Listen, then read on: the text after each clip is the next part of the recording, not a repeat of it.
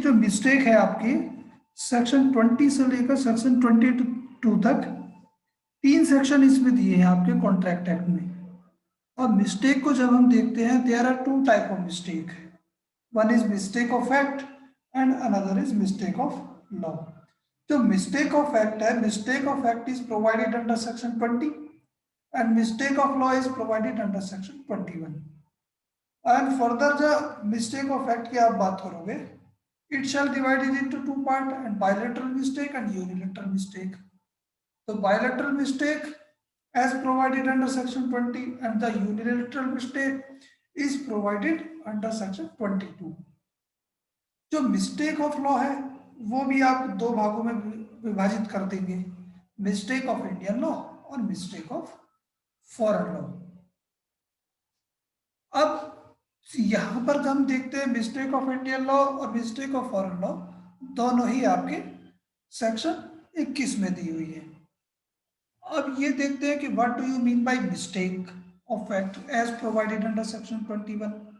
अब देखिए ये कह रहे हैं when one of the parties has given its consent to the contract under some kind of misunderstanding. देखो मिस्टेक की जब आप बात करोगे, जो कंसेंट है 2 फेज में आप इसको देखते हैं। इनमें defect the consent all together. अगर कंसेंट को जो डिफेक्ट की आप बात करोगे तो ये तो आपकी 13 में जाएगी क्योंकि आपकी डिफेक्टिव कंसेंट है।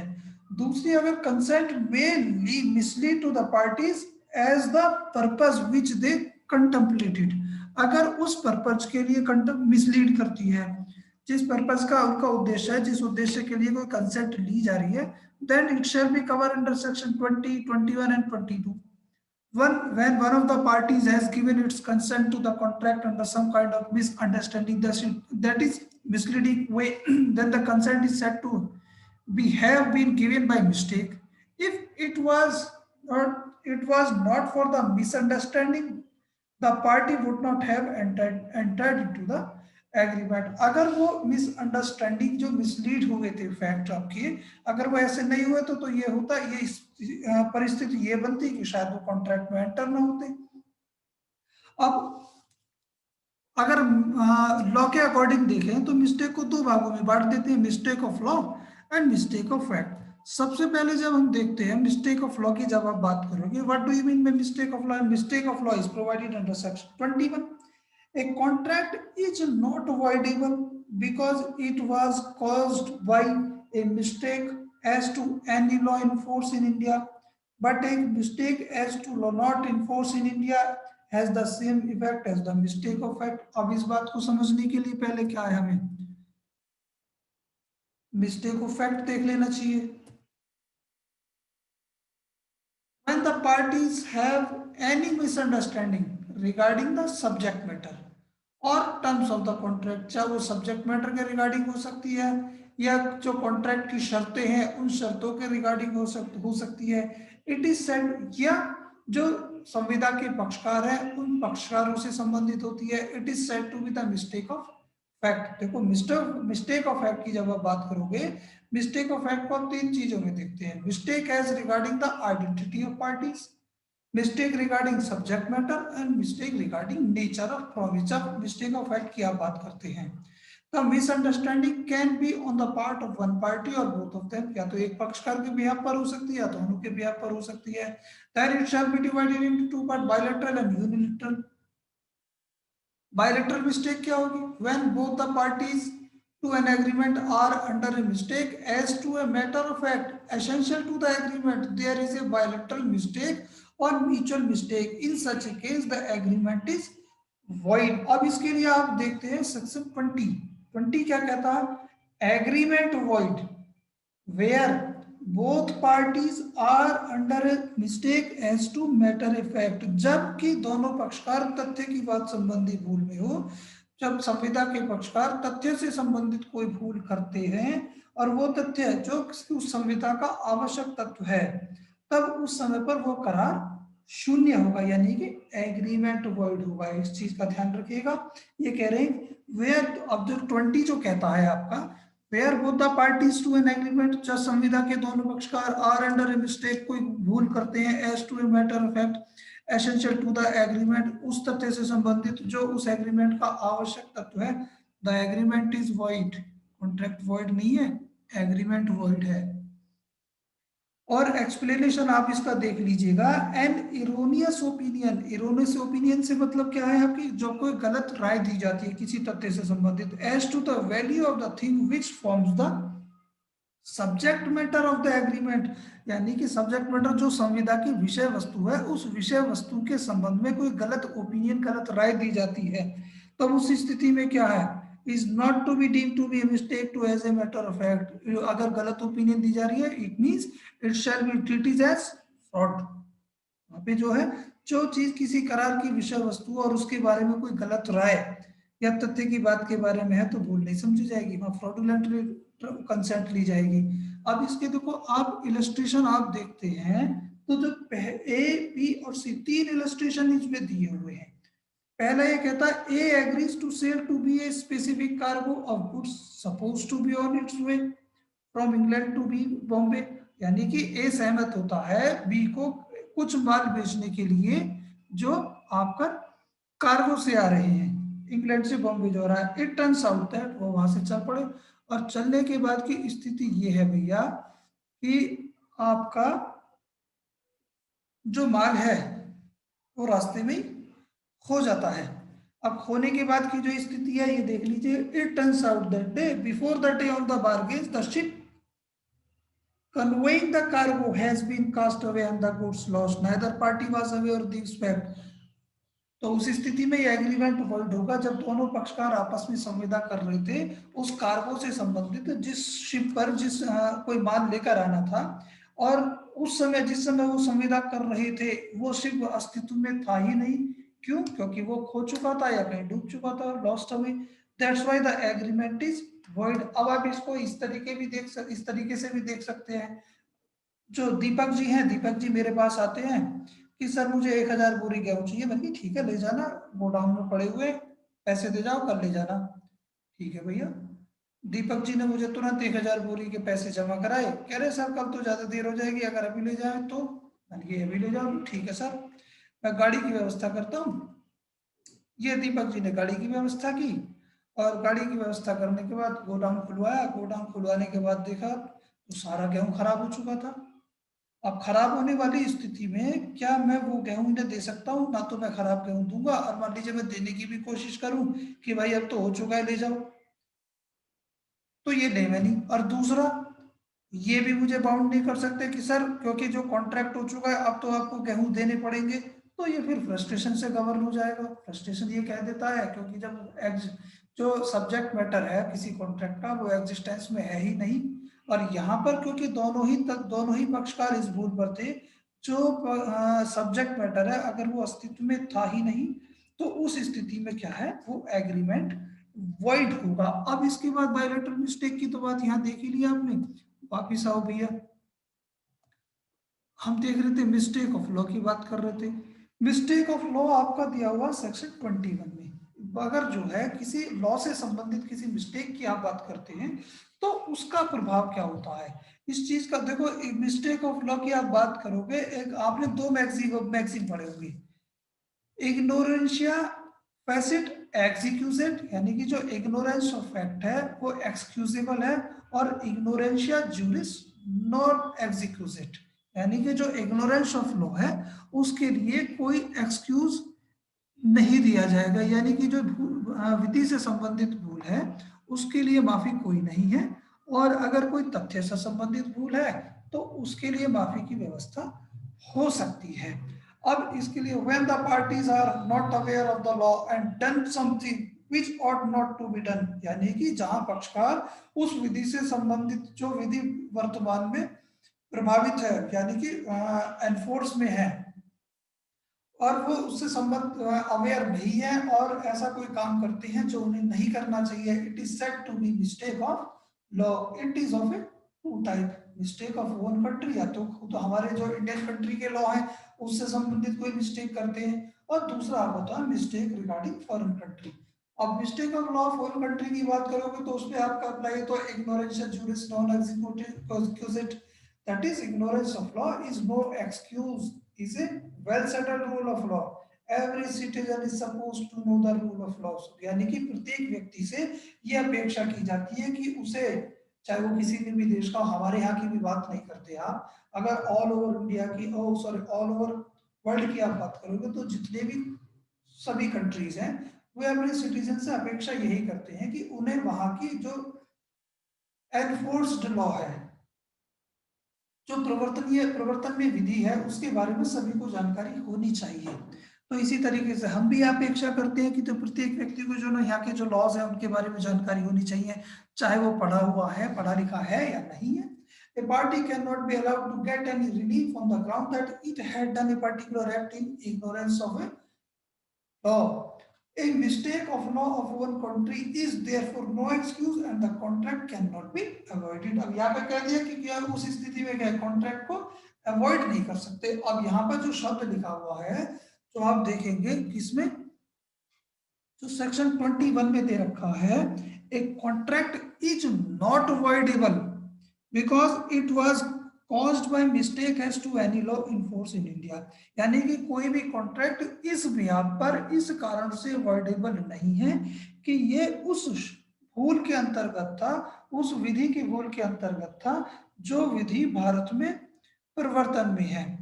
अब यहाँ पे शब्द लिखा हुआ नॉट अवॉइडेबल, तो यानी कि इसका क्या फील्ड होगा, तो either the contract shall be void और वैलिड, यहाँ पे दोनों ही परिस्थितियां देखी जाएंगी, या तो फिर वो वैलिड होगा या वॉइड होगा, वॉइडेबल नहीं है। तो इसका मतलब क्या है, दो चीजें निकल के आई इसके साथ ही कि कॉन्ट्रैक्ट वैलिड भी हो सकता है और वॉइड भी हो सकता है, बट लेकिन किसी भी स्थिति में वॉइडेबल नहीं होगा क्योंकि 21 क्या क्या चल रहा है।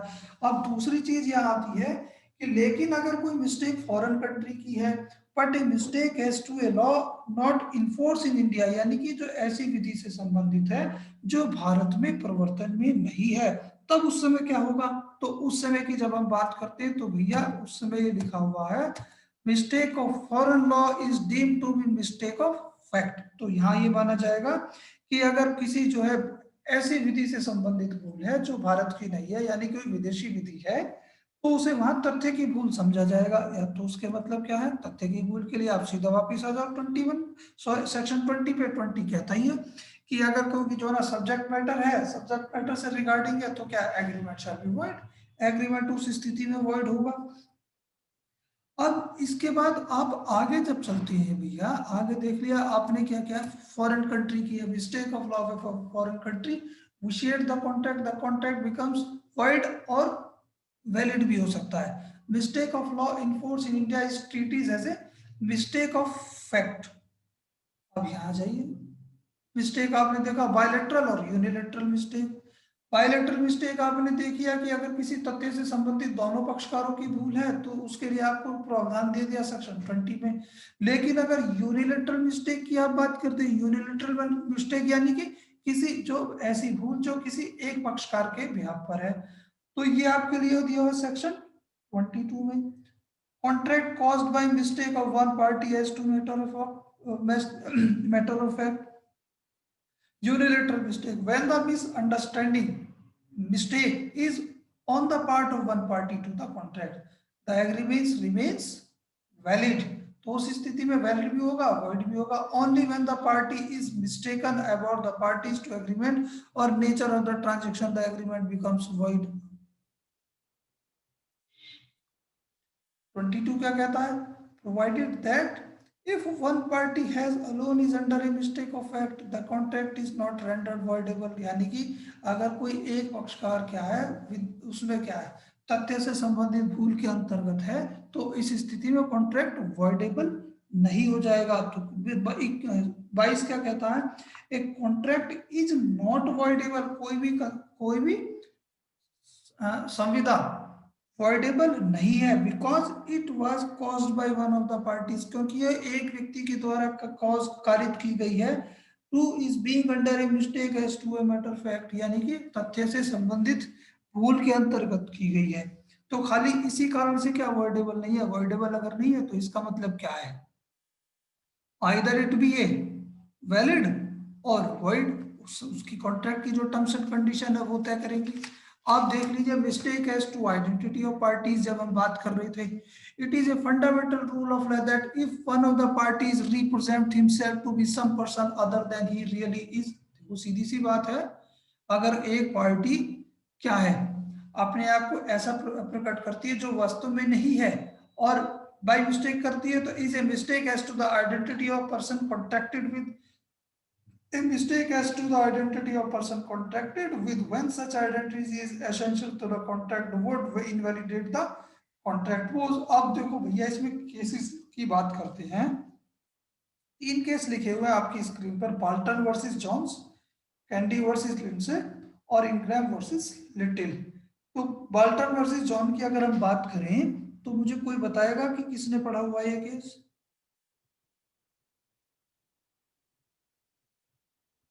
कोई नहीं बताएगा? प्रिया,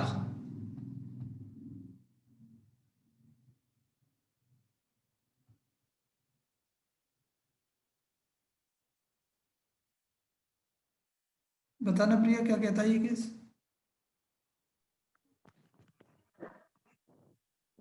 सर इस केस में ये जो जॉन्स होता है हम्म, ये बिजनेस डीलिंग करता है, एक ब्रोकले हर्स्ट करके एक पर्सन होता है हम्म, उसके साथ। तो ये ब्रोकले हर्स्ट को एक कुछ ऑर्डर सेंड कर देता है कुछ सामान खरीदने के लिए। बिल्कुल सही बात है।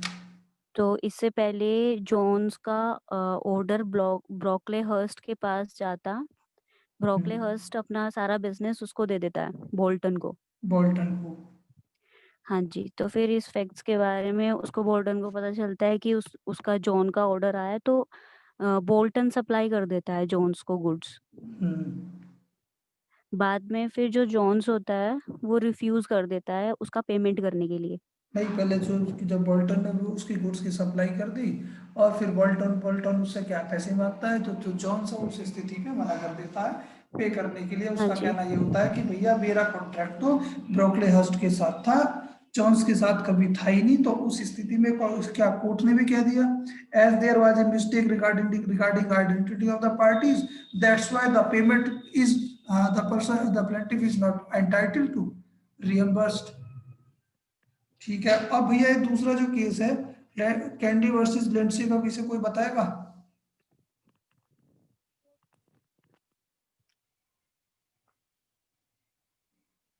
प्रिया। सर इसमें ब्लैंकान करके एक पर्सन होता है, बिल्कुल सही बात। वो प्लेंटिफ को ऑर्डर देता है कुछ गुड सप्लाई करने के लिए, हम्म, लेकिन वो फ्रॉडुलेंटली उस पे जो सिग्नेचर करता है वो एक फर्म होती है ब्लैंकिरॉन एंड कंपनी करके, हाँ हाँ, वो इमिटेट करता है कि मतलब ये ऑर्डर वहां से आया है उस फर्म से। बिल्कुल सही। तो सर इसके रिगार्डिंग ये होता है कि वो ऑर्डर वहाँ उसकी उसी सेम स्ट्रीट में होता है जहाँ पे वो फर्म होती है। जी,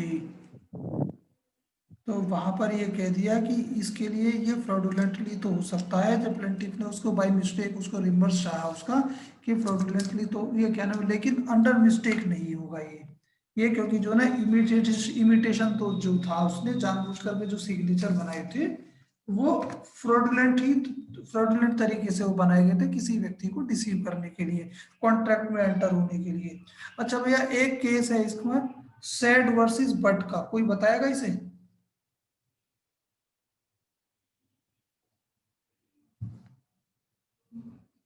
प्रिया ही बताइए, शाबाश।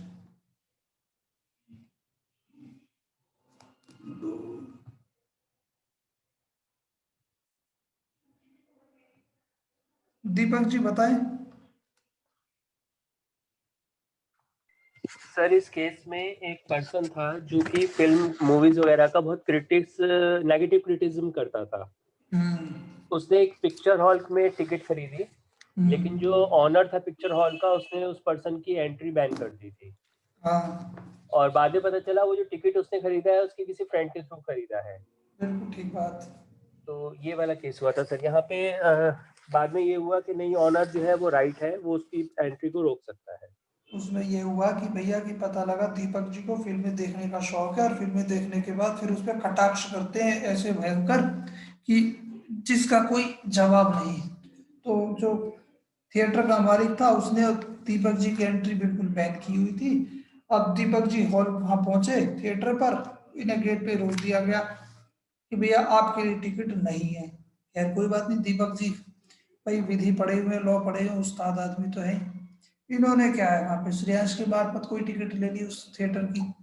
अब ये दीपक जी अंदर पहुंच गए। अंदर पहुंचने के बाद थिएटर वालों ने जब रूटीन चेकअप उनका होता, वहां देखा अरे दीपक जी बैठे हुए, इनकी तो एंट्री बैन है, इन्हें वहां से तुरंत बाहर निकाला। इन्होंने डैमेजेस क्लेम कर लिया।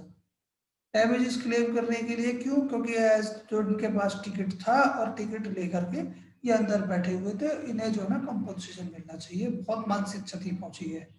खैर कोर्ट ने यह तय कर दिया कि जो थिएटर है, थिएटर का कभी भी ये उद्देश्य नहीं था, ये इंटेंशन नहीं थी कि वो दीपक जी के साथ कोई कॉन्ट्रैक्ट करे, इनके लिए वो बैन की हुई थी। इन्होंने गलत तरीके से वहां पे क्या है जो टिकट परचेज किया था, तो इसलिए क्या है ये उस डैमेजेस के लिए एंटाइटल नहीं है। खैर जी चलो आगे चलते हैं। भैया इनग्राम वर्सेस लिटिल का केस कोई बताएगा या खुद पढ़ के बताओगे? खैर चलो आगे चलते हैं। Mistake as to subject matter, कुछ बता दे बेटा। इसे डाउट है एक, डाउट है? फिर एक बार पिछली वाली स्लाइड लगा दीजिए ये ले। सर। इसमें जो लिखा हुआ है that if one of the parties represents himself to be some other person than he really is, तो सर ये तो फ्रॉड है। हाँ फ्रॉड है, लेकिन जब मिस्टेक की बात करते हैं, देखो दूसरा वाला पक्षकार तो इसमें गलती पर है ना, उसके साथ तो मिस्टेक यही हो रही है ना। देखो यहाँ पे हम क्या कर रहे हैं वो अलग विषय है, लेकिन वहां दूसरा वाला पार्टी क्या है, उसकी वो तो मिस्टेक पर है ना उस स्थिति में। भाई मैं आपसे कह रहा हूँ भाई ठीक है, मैं क्या नाम है असिस्टेंट प्रोफेसर हूँ, जबकि मैं नहीं हूँ, चलो मेरी बात तो छोड़ दीजिए, लेकिन आपके पार्ट से अगर देखा जाएगा तो आपके पार्ट से क्या है ये? मिस्टेक है सर। तो ये तो लिखा हुआ है। चलो ठीक है आगे। सर। अब दूसरा ये कहते हैं कि mistake as to subject matter. Subject matter की जब हम बात करते हैं, वो यानी कि जो विषय वस्तु जिससे कोई कॉन्ट्रैक्ट जिसपे जो बेस्ड होता है, where both the parties to an agreement are working under a mistake relating to the subject matter, the agreement is avoid. क्योंकि आपका 20 कहता है mistake as to subject matter covers existence, identity, title, price, quantity and quality of subject matter. सारी चीजें इसमें आती है भैया। अगर इसको किसी के पास अवतार सिंह की किताब किस किस के पास है, डॉक्टर अवतार सिंह जी की किस किस के पास है? किसी के पास नहीं है? इसका मतलब पता क्या मानेंगे? लगभग भैया इस वर्सेस वेचल हाउस का केस है, बताएंगे क्या है इसमें? नहीं सर, ये नहीं पढ़ा हुआ। कौन बताएगा?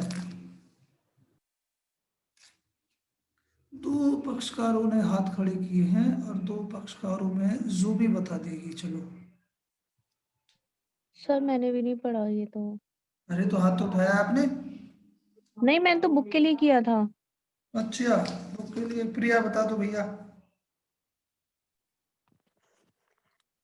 सर इसमें 2 शिप होते हैं सेम नेम के, पियरलेस। X Peerless. हाँ जी सर। बिल्कुल ठीक। और वो एक तो आना होता है बॉम्बे से अक्टूबर में और एक और आना एक होता है दिसंबर में। बिल्कुल सही है। तो इसमें जो सेलर होता है उस वो तो इस इम्प्रेशन में रहता है कि जो गुड्स बेचेगा मतलब भेजेगा वो दिसंबर वाले से भेजेगा। हाँ लेकिन बायर के दिमाग में ये रहता है कि वो अक्टूबर वाले से आ रहे हैं। बिल्कुल सही बात। तो सेलर ने वो जो कॉटन के कार्गो होते हैं वो डिस्पैच कर दिए दिसंबर वाले शिप में, लेकिन बायर ने उसको रिफ्यूज कर दिया एक्सेप्ट करने से। बिल्कुल तो ठीक बात। इस केस में ये सर हेल्ड हुआ था कि कोई कॉन्ट्रैक्ट नहीं है, क्योंकि ऑफर और एक्सेप्टेंस जो है सेम टर्म्स मतलब कंसेंसस एडिडम नहीं था। और ये हेल्ड हुआ कि buyer was entitled to refuse to take delivery. बिल्कुल ठीक बात है बेटा। आगे चले भैया, आगे चलते हैं।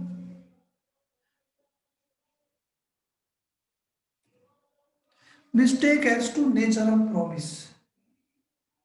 नेचर ऑफ प्रॉमिस यानी कि जो कॉन्ट्रैक्ट की जो नेचर है उससे संबंधित यहाँ एक कॉन्सेप्ट आता है नॉनेस्ट फैक्टम, यानी कि जो कॉन्ट्रैक्ट की जो नेचर है उसके बारे में उसे जानकारी नहीं होती। एग्जांपल आप पढ़ लीजिए, a an old man of poor sight, उसकी आंखें कमजोर थी, signed his cheque thinking that it was a guarantee letter. उसे ये बता दिया कि तुम ये गारंटी गारंटी लेटर साइन कराया जा रहा है, कोई लेकिन चेक साइन करा लिया।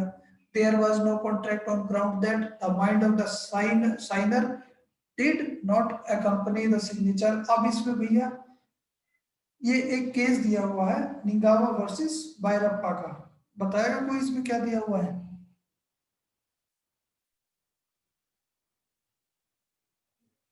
कोई बताएगा?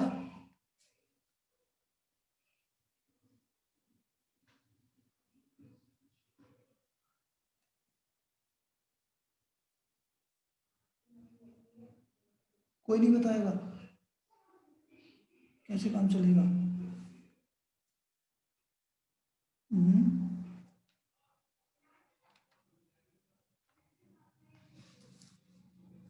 कैसे काम चलेगा?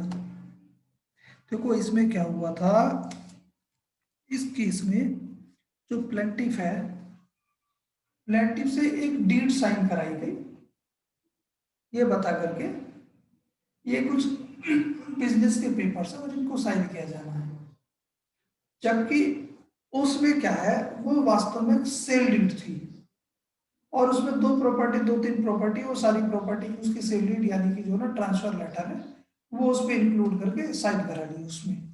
अब वहां पर प्लेंटिफ को इस संबंध में जानकारी नहीं थी कि उसके द्वारा जो डॉक्यूमेंट किए जा रहे हैं वो सेल डीड वाले डॉक्यूमेंट है, तो वहां पर जो नॉन स्पेक्ट्रम वाला जो कॉन्सेप्ट आता है, जो नेचर ऑफ द डॉक्यूमेंट, जो डॉक्यूमेंट की नेचर थी, it was not known to the plaintiff, that's why the contract is avoidable. वहां उसके बिहाफ पर उसको कॉन्ट्रैक्ट को क्या है वॉइड डिक्लेयर करा जा सकता है क्योंकि अंडर मिस्टेक ऑफ नेचर थी, और वहां से नेचर इस बात में नेचर की जानकारी। If a person enters into a contract in the mistaken belief that he is signing a document of a different class and character altogether, there is a mistake as to the nature of a contract. किसी ने thank you movie देखी थी?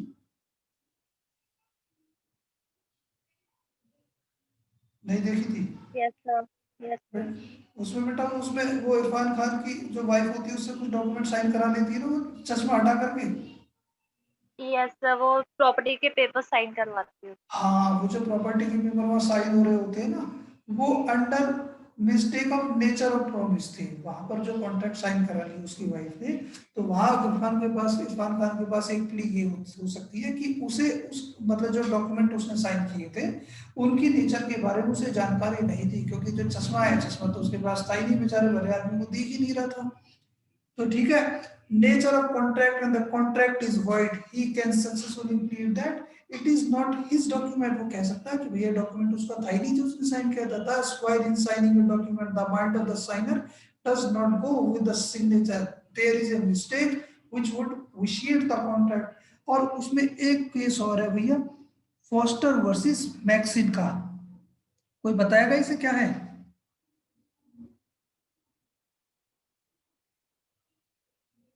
Foster versus Maxine का case है, कोई बताएगा इसे?